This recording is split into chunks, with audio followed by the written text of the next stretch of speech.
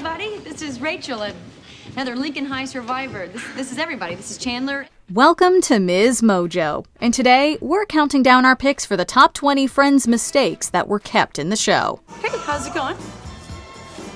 Aren't you? Yeah, Rachel. This is Ross's sister, Monica. We met at Thanksgiving. For this list, we'll be looking at some of the biggest continuity errors and script inconsistencies from the iconic sitcom. Leaving a comment, on the other hand, is never a mistake, so go ahead and let us know what you think about TV errors. Did you notice them? Do they bother you? Number 20. The Disappearing Table. The 19th episode of the first season is called The One Where the Monkey Gets Away, but it seems it should really have been called The One Where the Table Gets Away. Watch as Rachel and Ross are arguing about her having lost Marcel. I kind of lost him.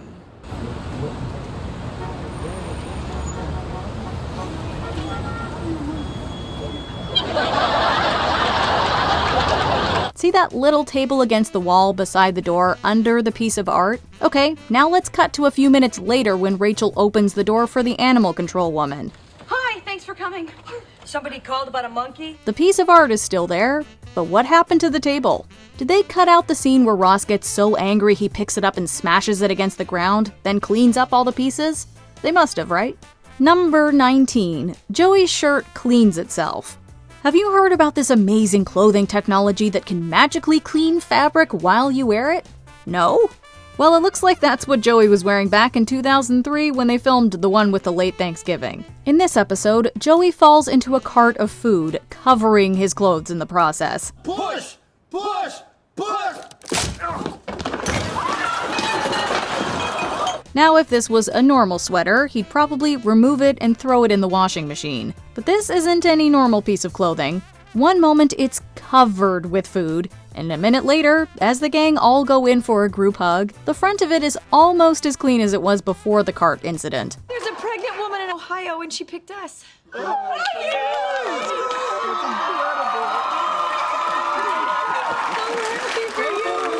Okay, so where do we get self-cleaning clothes? We'll pay good money. Number 18. Present wraps itself. Are you gonna open the presents without Chandler? No. They're calling out to me. One of the great memories many married couples have is sitting at home together and opening their wedding presents. Well, Chandler and Monica aren't one of those couples. Not because Chandler didn't want to open the gifts together, but because Monica couldn't wait for him. She tried, but she just couldn't control herself. It may just count as half a present. What do you think? Well, I guess it's okay to open one more if it's part of a set. You know, it's probably this one. Or this one. In fact, she tried so hard at one point that it seems she kept unwrapping and rewrapping the same gift in a matter of seconds, from one shot to the next. The internal moral struggle is strong with this one. If you've never noticed this one before, you'll definitely never not notice it again. Number 17. Chandler didn't know Rachel? In the first episode of Friends, Monica introduces Rachel to Ross, who she already knows, and to Joey, Phoebe, and Chandler, who she's meeting for the first time. These introductions all made sense at the time, but later on in the series, the idea that Chandler didn't recognize her that day kinda falls apart. Everyone, this is Chandler, my roommate and lead singer of our band. Let's not forget that Chandler's best friend in college was Ross, and Monica's best friend was Rachel. And as we see in numerous flashbacks, Chandler had met Rachel many times in that context. Maybe we give him the benefit of the doubt and assume he's forgotten his best friend's sister's friend. Probably not. Plus, given his lack of success with the ladies, we can't imagine he would also not have recognized Rachel from their college party makeout sesh. You know, I think it's kind of really important that I go somewhere where there's sun. So I'm sort of... Hey! I'm in college and I'm in a band. Yeah, okay. Number 16. Items on the table keep changing.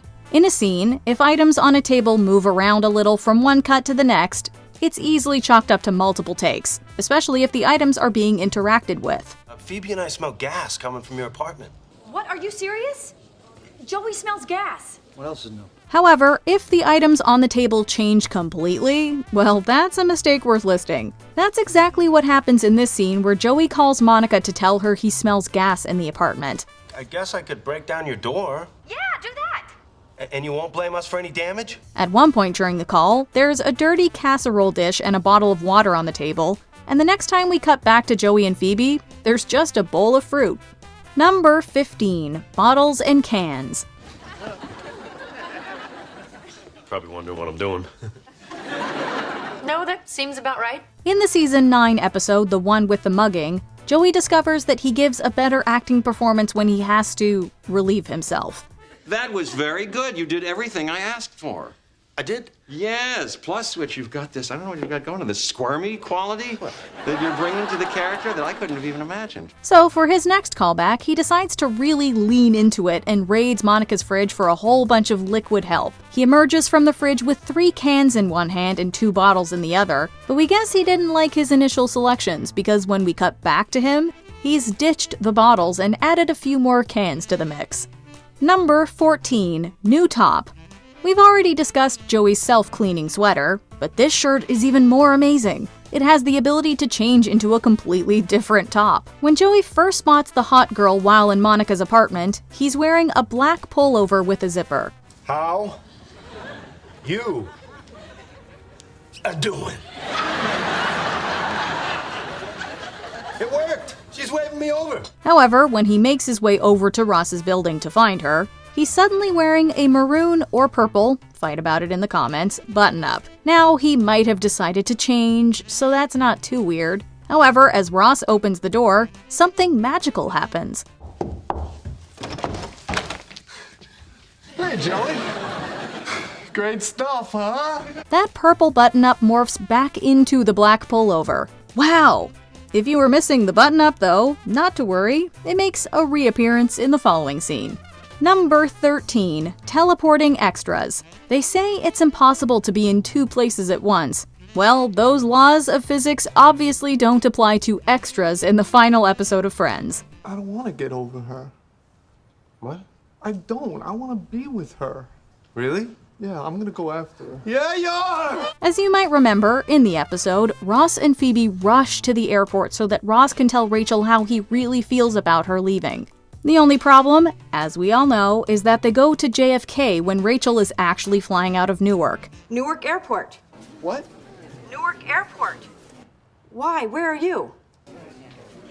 JFK.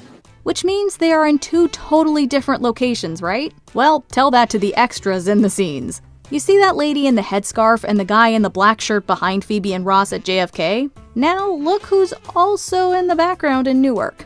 Number 12. Does Phoebe know how to speak French or not? As Monica's sous chef Tim explains, the word sous chef comes from the French word sous, which means under. Tim, this is Phoebe. Phoebe, this is Tim, my new sous chef. Oh, so you're Monica's boss? Actually, she's my boss. Sue is French for under. In the scene, Phoebe is clearly learning this information for the first time. Maybe that interaction made her wish she knew how to speak French and she secretly spent the next couple of years becoming fluent. What other explanation could there be for the fact that, in season 10, Phoebe attempts to teach Joey French for an audition and is able to have a full conversation with the play's director? We just don't stand. Je m'appelle Claude. Je te flee. Oh, mon Dieu. Oh, de fouf. Number 11. Ross and Rachel's birthdays. You'd think that keeping a character's birthday consistent would be easy. The first time you mention it in an episode, you write it down somewhere and make sure you don't differ from that going forward. You know my birthday? Sure. May-tember. October 18th. Well, it looks like the writers forgot to write it down for a couple of the friends. Let's start with Ross, whose birthday is mentioned as being October 18th on multiple occasions. Later, however, he tells Gunther his birthday's in December. When's your birthday? May 5th. Why? Oh, I'm just making a list of people's birthdays. Oh, mine's December. Yeah, whatever. Then there's Rachel. Her birthday is said to be May 5th, but according to her driver's license, she's an Aquarius, which covers the period from about January 20th to February 18th. You're probably wondering about the old date. Yes, I am. You're an Aquarius, huh? We'll let you be the judge of which astrological sign suits them best. Number 10, the foam finger. In this episode from the first season of Friends, Ross is bummed out because he realizes it's the anniversary of the date when he and Carol first slept together. You know what? I better pass on the game. I think I'm just gonna go home and think about my ex-wife and her lesbian lover. Chandler and Joey try to convince him to come see the Rangers and Penguins hockey game with them, and Joey tries to cheer Ross up by offering to buy him a foam finger. Promise to buy me a big foam finger? You got it. All right. But it seems that the finger he gets him has some magical properties, because one moment it's there, and then the next it appears to have disappeared entirely. You're not laughing now, are you, pal? See that, buddy? That's all you need. A bunch of toothless guys hitting each other with sticks. While Ross could have put it down, it seems unlikely he'd do it so soon after, since he made the guys promise to buy it for him. Number 9. Necklace or no necklace? So you really okay about all this? Oh, yeah, come on, I'm moving on. You can press her up against that window as much as he wants. For all I care, throw her through the damn thing. In the one where Ross finds out, Rachel learns that Ross and his new girlfriend Julie are planning to get a cat together. The scene takes place in Central Perk, and viewers were understandably distracted by Rachel's reaction to the news. You getting a cat? Actually, we're getting a cat. Together? Both of you? Yep. Together? Most people probably missed the fact that as Rachel hears about the couple's adoption plans, a necklace appears and disappears from her neck several times. Oh, well, isn't that just lovely? Clearly, the scene was shot at 2 different instances, and someone in the costume department dropped the ball on the accessories Rachel was supposed to be wearing. Number 8. Magna Doodle writing. Every serious Friends fan has probably noticed that the Magna Doodle in Joey and Chandler's apartment frequently has funny phrases or sayings written on it. I'm telling you, you're gonna be dancing at my wedding before you're dancing at theirs. Yeah, well, I don't dance at weddings. Why not? Because weddings are a great place to meet women, and when I dance, I look like this. In this scene, however, it has 2 completely different things displayed just moments apart. When Ross comes to tell his buddies that he's getting married, again, the sign simply says poop. A couple of seconds later, however, when the camera pans away and then pans back, it says get out. Great, because Emily and I are getting married in a month. Throughout the scene, it flip-flops through these 2 inscriptions, showing that the scene was clearly shot at 2 different times.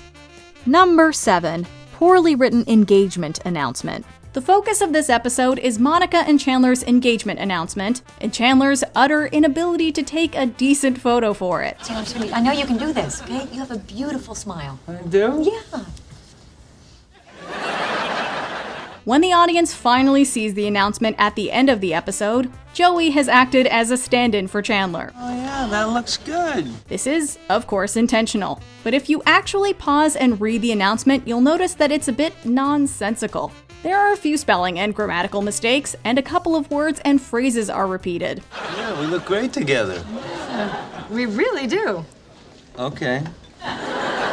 We gotta say, we're not impressed with this newspaper. Number 6. Emma Geller Green's hat. After Ross and Rachel bring baby Emma back from the hospital, Rachel is so enamored with her that she can't possibly leave her alone to sleep. Oh, God, look at her sleeping. Oh, I love her so much. I think I'm gonna wake her up. In one scene, Rachel wakes her up in her bassinet. 2 predictably terrible results. Only the most eagle-eyed viewers were likely to notice that Emma wasn't wearing the same hat throughout this scene.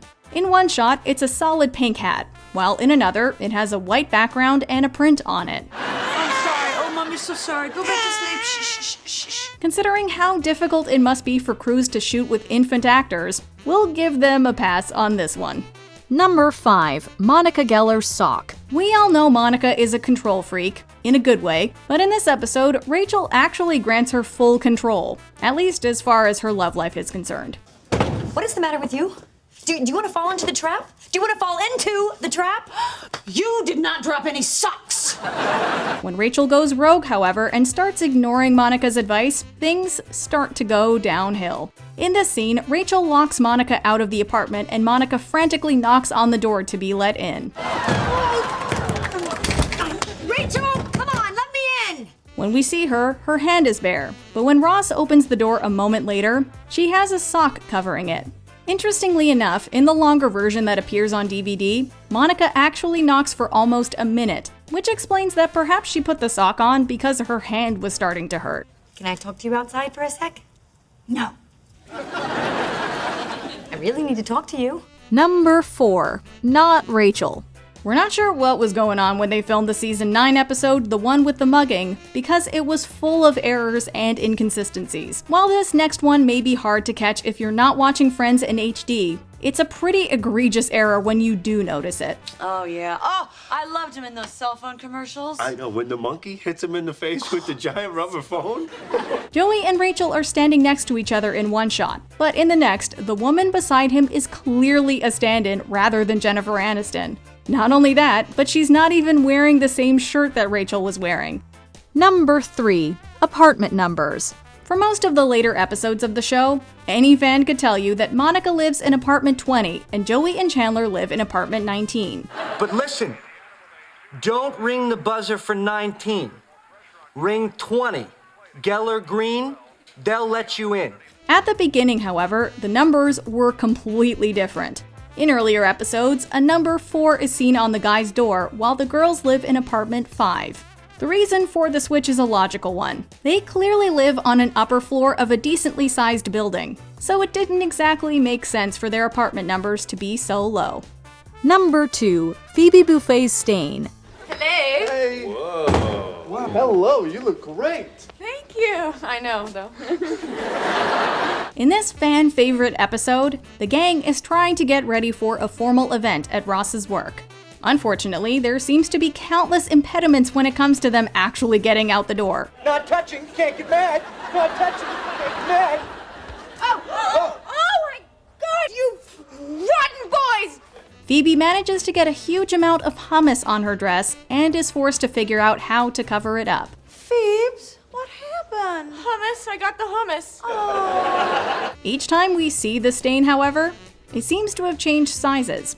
We don't understand exactly how costuming works, but we've got to presume they shot this episode over several different time periods, perhaps requiring a new dress each time. Before we continue, be sure to subscribe to our channel and ring the bell to get notified about our latest videos. You have the option to be notified for occasional videos or all of them. If you're on your phone, make sure you go into your settings and switch on notifications. Number 1. Fake Monica. The changes in technology have revealed some mistakes that were originally hidden. I have to fire him. But why? Because he's terrible. Okay, he's slow, he burns things. Last night he lit my pastry chef on fire. This is because Friends was originally aired in a 4:3 aspect ratio, meaning the shots we saw on TV were slightly cropped. In HD versions, however, we see an expanded version of the show we know and love. In this episode, Monica and Phoebe are talking in Central Perk. Near the end of the segment, however, when we're supposed to be seeing Phoebe's reaction, it's clear that the person she's talking to is no longer Courtney Cox, but, much like in our previously mentioned example with Jennifer Aniston, a stand-in. Love it. Do you agree with our picks? Check out this other recent clip from MsMojo.